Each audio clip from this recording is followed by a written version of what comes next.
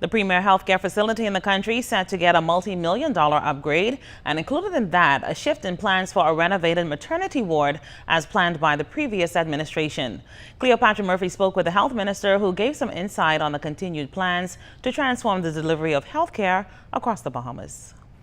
The Public Hospitals Authority is set to embark on $85 million in capital works in the next 12 months that will create a new maternity ward at the Princess Margaret Hospital and result in overall upgrades at the hospital, including in the Accident and Emergency Department.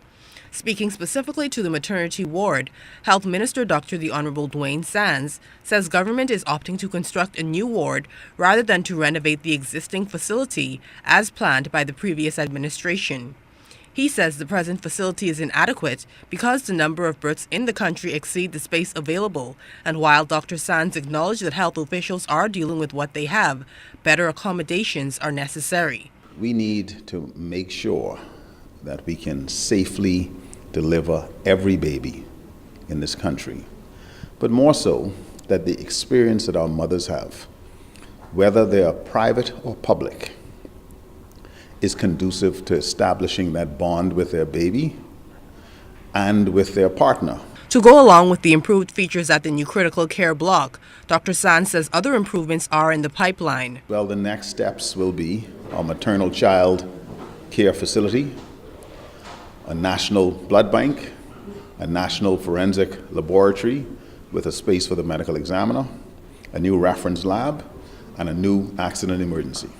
Minister Sands says the Accident and Emergency Department does not provide the level of dignity people deserve, but when patients are at their worst, they view A&E as the ground zero for healthcare in the Bahamas. He says officials must change bad perceptions, reduce waiting times, and provide a feeling of comfort for all patients. Phenomenal care is provided there now, but I think we can do it better. I was just in accident emergency last night at about 9 p.m.